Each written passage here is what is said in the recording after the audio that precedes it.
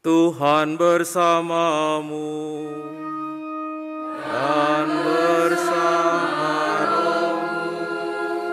Inilah Injil Yesus Kristus menurut Santo Lukas.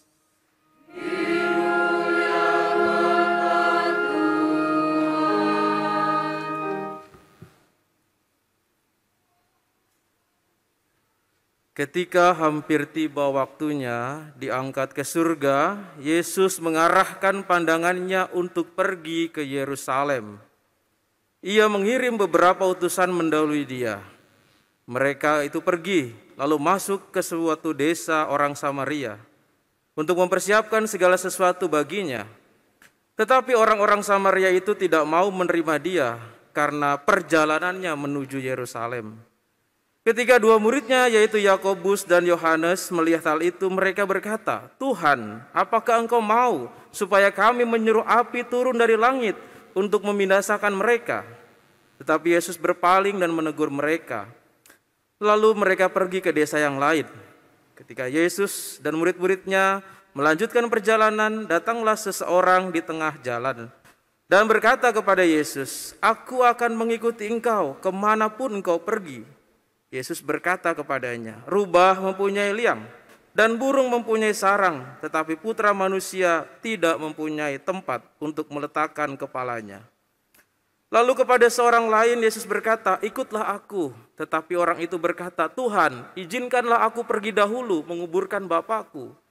Tetapi Yesus menjawab, "Biarlah orang mati menguburkan orang mati, tetapi engkau pergilah dan beritakanlah kerajaan Allah di mana-mana." Lalu seorang lain berkata, "Tuhan, aku akan mengikuti Engkau, tetapi izinkanlah aku pamitan dahulu dengan keluargaku." Tetapi Yesus berkata kepadanya, "Setiap orang yang siap untuk membajak, tetapi menoleh ke belakang, tidak layak untuk kerajaan Allah." Berbahagialah orang yang mendengarkan sabda Tuhan dan tekun melaksanakannya.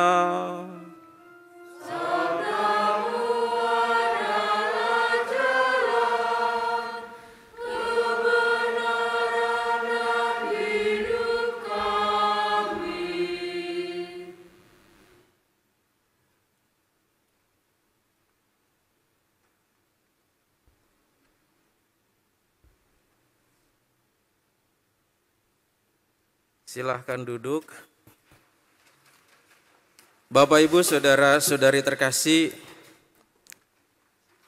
Bapak Ibu saudara-saudari bangga menjadi orang Indonesia? Bangga enggak? Bangga enggak? Apa yang membuat Anda bangga? Selain diberikan tanah dan kekayaan alam yang berlimpah, kebinekaan, apa yang buat Anda bangga dan bersyukur? Banyak ya. Salah satunya saja, kalau Bapak Ibu pikir-pikir, di Indonesia itu lebih mudah. Kalau di luar negeri, orang itu untuk jadi bos, itu dia harus bekerja keras. Lalu kemudian setelah bekerja keras, dia harus memiliki harta yang berlimpah, baru dipanggil bos. Di Indonesia, Bapak Ibu mau dipanggil bos? Gampang. Tinggal ke Indomaret, parkir, lalu kasih 2.000, makasih bos. Nah, ya kan? Udah dipanggil bos. Ya. Di luar negeri, saudara-saudari di Korea, orang itu bersusah payah untuk menjadi cakep. Operasi hidung, operasi mata, operasi apalagi wajah, ya. Dan operasi plastiknya nggak murah, mahal. Di Indonesia mau jadi cakep gampang, ya. Mau tahu caranya? Bapak Ibu perhatikan cara saya. Makan mie ayam di warung Bang Alip. Betul kan? Cakep kan? Bikin pantun biar cakep gitu ya. Lanjutin lagi. Makin enak ditambah gorengan. Yuk ikut jalan salib karena itu jalan menuju kemenangan. Cakep lagi dong. Gampang kan jadi cakep? Ya, bikin pantun. Enak ya jadi orang Indonesia ya. Jadi orang Katolik enak nggak? Bangga nggak jadi orang Katolik?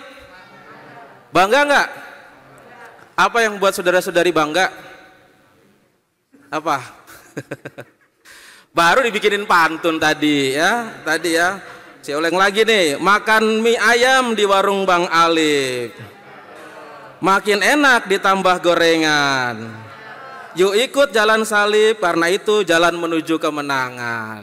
Nah, apa yang buat Anda bangga? Saudara-saudari bangga? Bapak Ibu bangga? Apa? Aduh, kemenangan apa salibnya? Mie ayam. Mie ayam. Gorengan aja sekalian.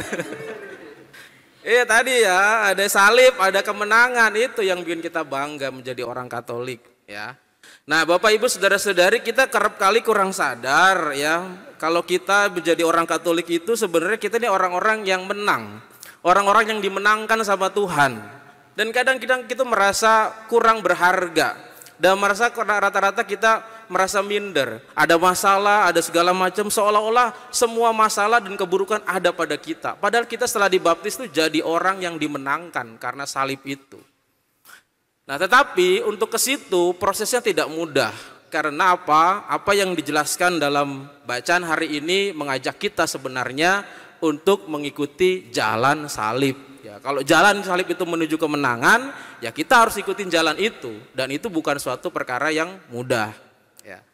Jadi biasanya seperti tadi, dibalik tadi kalau saya mengatakan bahwa orang gampang jadi bos cuma panggilan doang, bos bayar 2.000. Tadi cakep juga sesungguhnya, tapi cuma karena pantun. Kadang-kadang kita juga sama melihat yang namanya kemenangannya. Kemenangan yang di ujung, tapi tidak melihat jalan menuju kemenangan itu, yaitu jalan salib. Kita banyak melihat yang sesuatu yang indah, tetapi kita tidak pernah melihat jalan menuju keindahan itu.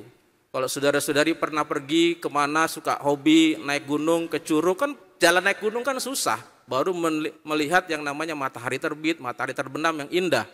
Jalan menuju air terjun kan susah, sempit, jurang, baru melihat air terjun itu setelah melewati jalan itu. Jalan salib juga gitu.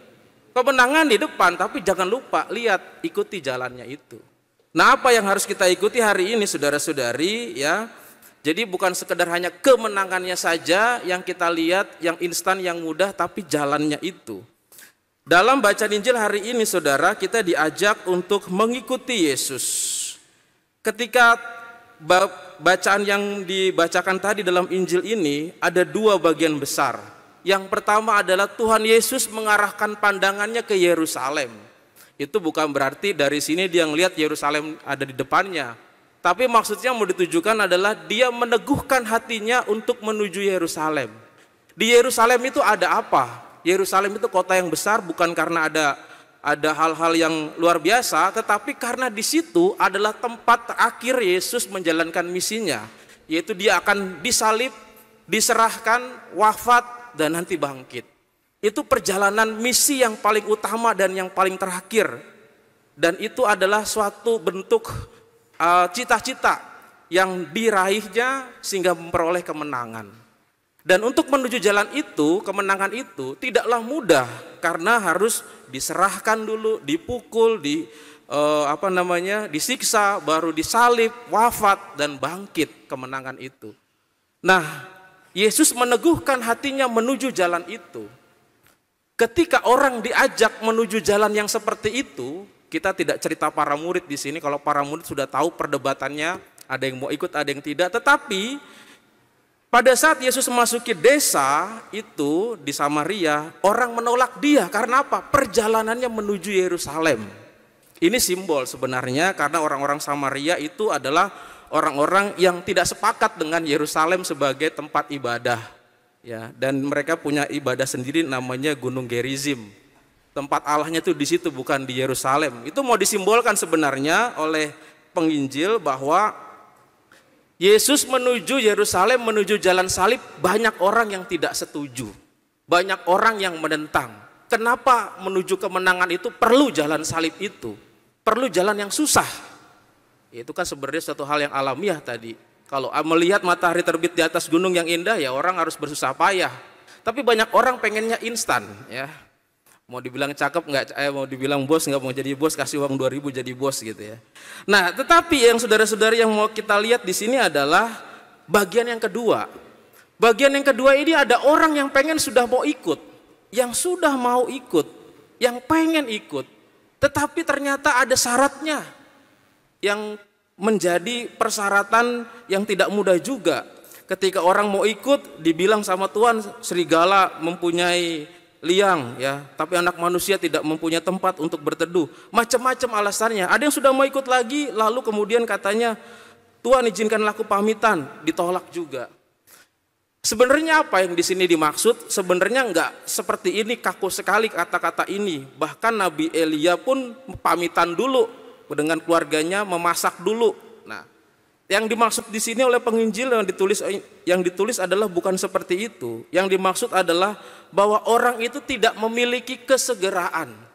Orang tahu kalau mengikuti jejak, mengikuti langkah, kalau yang melangkah itu sudah jalan, tetapi yang melangkah masih diam, dia tidak akan bisa mengikuti langkah itu. Dia akan ketinggalan jauh. Orang sudah mengikuti Yesus, tetapi dia itu masih dengan keinginan dirinya sendiri, kemauannya diri sendiri, ya ketinggalan.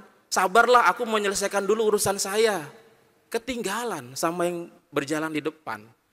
Dan yang paling mudah kita cerna lagi adalah kalau orang yang namanya mengikuti jejak itu berarti kan di belakangnya. Yang tour gate-nya itu ada di depan. Yang kita yang belum tahu itu di belakang. Kadang-kadang orang itu ke depan duluan, sok tahu di depan duluan dibandingkan tour gate-nya. Apa itu? Kadang-kadang kita sebagai pengikut Kristus sendiri dengan berbagai macam hal yang kita hadapi, yang namanya jalan salib itu kan susah, melewati kesulitan-kesulitan. Kita sudah memiliki suatu pemikiran atau menghakimi, Tuhan itu seperti ini, Tuhan itu tidak baik, Tuhan itu kok tidak menolong saya dan sebagainya. Itu namanya sudah melangkah dulu ke depan. Dan hal yang seperti itulah mengikuti jejak ini perlu suatu tuntunan, metode mengikuti jejak Tuhan. Jangan mendahului, jangan terlambat. Tuhan yang sudah jalan, dianya masih santai-santai. Dan yang paling penting adalah tahu tujuannya itu kemana. Tujuan kita itu adalah kemenangan. Tetapi jalan yang kita lewati harus disadari penuh dengan kesulitan tadi. Jangan sampai orang Tuhan maunya ikut jalan aspal, lurus, nggak ada lubang. Ketika ada lubang, marah. Loh kok saya udah ngikuti jalan Tuhan kok ternyata seperti ini, kok ada lubangnya. Ya namanya jalan salib, bukan jalan aspal. Tetapi dengan mengikuti terus, tidak tinggal diam Tuhan, pasti akan menolong. Kalau sudah jauh di sana ketinggalan, ya susah juga. Kita harus tetap mengikutinya. Jangan terlambat, jangan mendahului, dan tahu yang jalan yang dilewati itu jalan salib, bukan jalan aspal atau padang rumput yang penuh bunga. Nah inilah yang harus disadari orang menuju kemenangan, melewati jalan salib dengan memiliki metode tadi. 3 hal saja, jangan terlambat mengikuti Tuhan, jangan mendahului Tuhan, menghakimi segala macam apa yang mau dikehendaki Tuhan karena kita ngikuti. Dan yang ketiga adalah ya tadi, ini adalah jalan salib, pasti ada kesulitan, pasti ada yang namanya ketidaksukaan kita juga mengikuti jalan itu. Tetapi ingat, Tuhan menuntun kita sampai pada kemenangan.